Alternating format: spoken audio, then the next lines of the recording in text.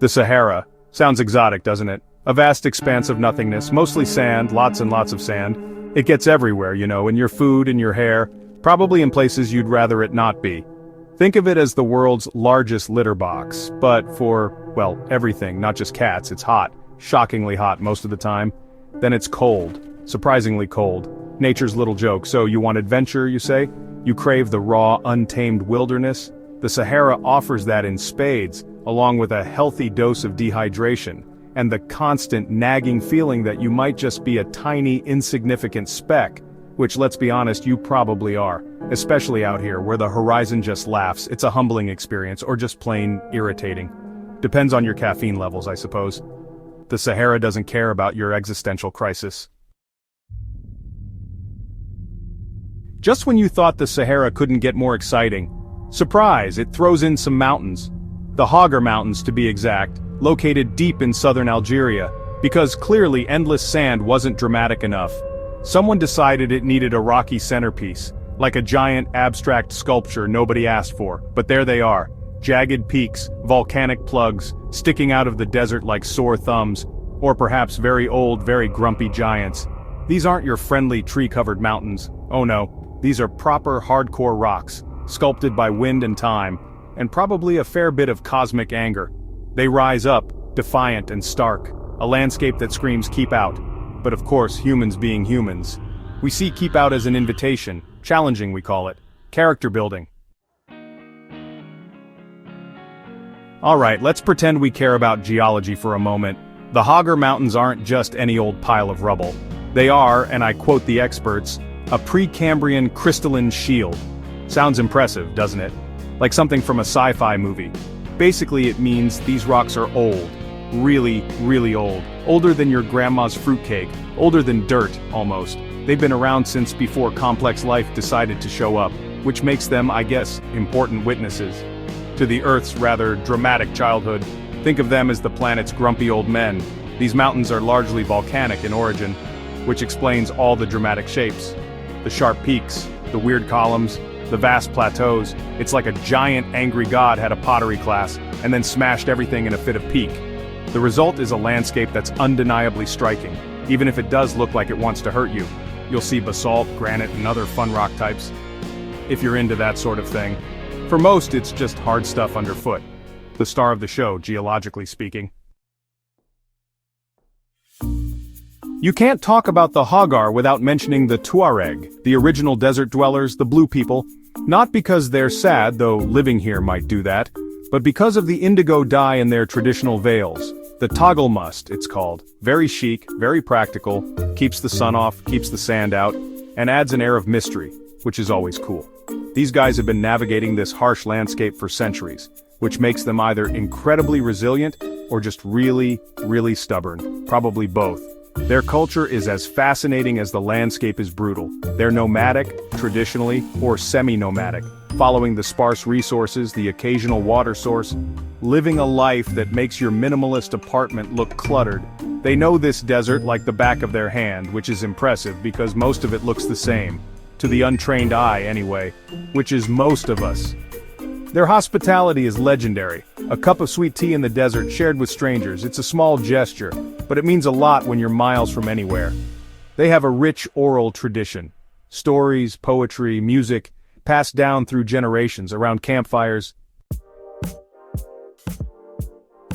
Section 5. Your dream trip to the Hoggar and exercise in optimism. So, you've decided the Hoggar Mountains are for you. Bold choice. Commendable even, if a little misguided. Planning a trip here isn't like booking a weekend in Paris. There are no charming little bistros, no Eiffel Tower.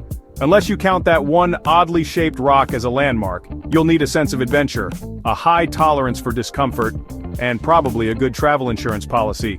One that covers voluntary exposure to extreme environments. Just a thought, better safe than sorry, or in this case, better safe than stranded and sunburned. Getting there is half the fun, or half the ordeal. Flights to Tamanrasset, the main gateway town. From there it's usually by 4x4, driven by someone who knows these tracks, or at least pretends to, with a good degree of confidence. The roads are rustic, let's call them that. Potholes the size of small swimming pools, dust that will permeate every single belonging. It's an authentic experience, authentically bumpy, Prepare for your internal organs to be rearranged. Accommodation? Think basic. Very basic. Maybe a simple guest house in Tamanrasset, or more likely, camping under the stars. Section 6. Creature comforts, or lack thereof in the Hoggar's biodiversity. When you think Sahara, you probably don't think wildlife haven, and you'd be right.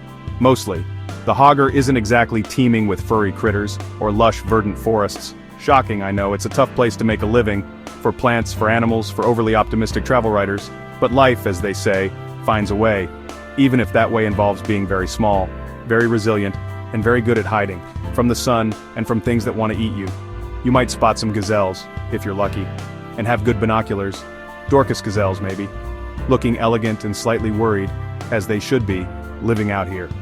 There are Barbary sheep too, clinging to cliffs, masters of camouflage, practically invisible, until they move, then they're just sheep on a rock.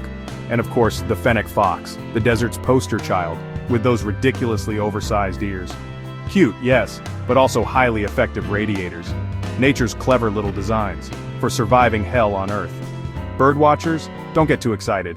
It's not exactly a twitcher's paradise. Section 7 Assakrem Plateau, worth the early wake-up call? Debatable. One of the Hoggar's headline acts is the Assakrem Plateau. It's high, it's remote, it's famously scenic, especially at sunrise and sunset. Or so I'm told. This means an early start. A very early start. The kind of early that makes you question all your choices. Bundling into a cold vehicle in the pre-dawn darkness. Bumping along a rocky track. For what? To see the sun come up over a lot of other rocks. It had better be good, that's all I'm saying. My beauty sleep is precious, you know.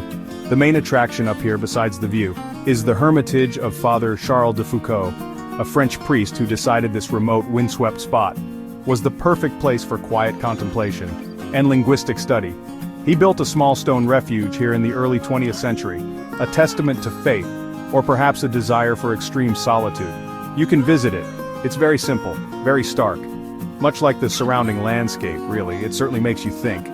Mostly about how cold he must have been in winter. And the sunrise? Well, if the conditions are right, if the sky is clear, if the dust isn't too bad. Section 8. The Hoggar's unique appeal, why you'd even bother. So, why would anyone willingly subject themselves to this? The heat, the dust, the distinct lack of five-star hotels. What's the actual appeal of the Hoggar Mountains? It's a fair question. One I ask myself often, usually when I'm somewhere uncomfortable, which is often. I suppose it's the rawness of it all, the unvarnished, unapologetic reality of the place. This isn't a sanitized tourist experience. This is nature in its most elemental form. It's not trying to impress you, it just is. There's a sense of discovery here. Even though people have been living here for millennia, for an outsider it feels like stepping onto another planet. A landscape so different, so alien, it forces you to recalibrate your senses, to appreciate the small things, a patch of shade, a cool breeze, the taste of water, things you take for granted back in your air-conditioned life. It's a reminder of what's truly essential and what's just noise. Mostly noise. The sheer scale of the place is humbling, the vastness of the sky, the silence of the desert. It can be overwhelming, even a little terrifying, but it's also incredibly liberating to be so far removed from the everyday grind. Section 9. Final verdict. Go on. Add it to your bucket list. I dare you. So, the Hoggar Mountains. Should you go? If you're looking for a beach holiday with cocktails, then no, absolutely not. Run away. Fast. This is not the place for poolside lounging. Unless your idea of a pool is a dusty mirage and your cocktail is lukewarm bottled water. But if you're after something different, something that will challenge you, change you maybe, then yeah, maybe you should consider it. Just don't blame me if you come back a little broken. It's not for the faint of heart, or the easily sunburned. It demands respect, it demands preparation. It will test your patience, your endurance, your ability to function without a decent Wi-Fi signal. But the rewards for those who seek them can be immense. A sense of awe, a deeper connection to the natural world, and some pretty epic stories to tell, assuming you make it back in one piece. Which, statistically, you probably will, mostly. This is travel at its most fundamental, stripped bare of all the usual tourist trappings. It's about experiencing a place in its rawest form.